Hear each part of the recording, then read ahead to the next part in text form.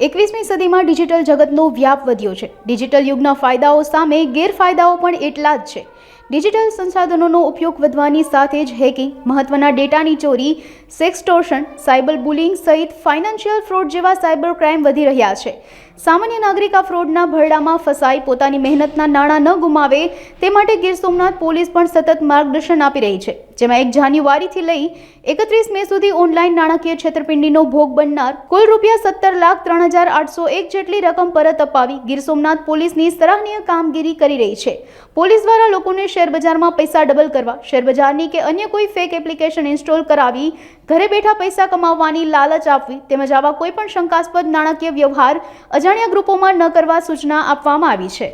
ગીર સોમનાથ જિલ્લામાં cyber crime police station છેલ્લા 6 મહિનાથી એક્ટિવ છે અને આ પોલીસ સ્ટેશનમાં વિવિધ પ્રકારના ગુના આપણે દાખલ કર્યા છે, ડિટેક્ટ પણ કર્યા છે।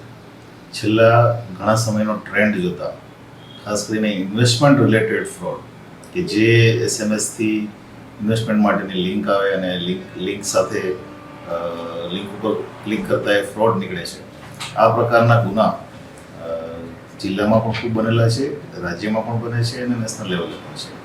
એ ઉપરાંત સાયબર ક્રાઇમમાં કેટલા પણ એવા બધા ગુના છે કે જેમાં સ્ટોકિંગ, ઇન્વેસ્ટમેન્ટ ફ્રોડ ઉપરાંત બીજા ટાઈપના ફ્રોડ એવા ગુનાઓ છે।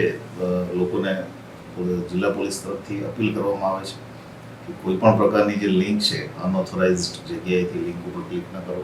કોઈ મેસેજ જે છે એને વેરીફાઈ કર્યા વગર પ્રોપર જગ્યાએથી વેરીફાઈ કર્યા પછી જ એની ઉપર આગળ વધો અને કંઈ પણ એવો પ્રશ્ન હોય તો સાયબર ક્રાઇમ પોલીસ સ્ટેશન ઈણાજમાં છે, એનો સંપર્ક કરવો, ત્યાંથી પૂરેપૂરી મદદ મેળવવા માટેનો પ્રયત્ન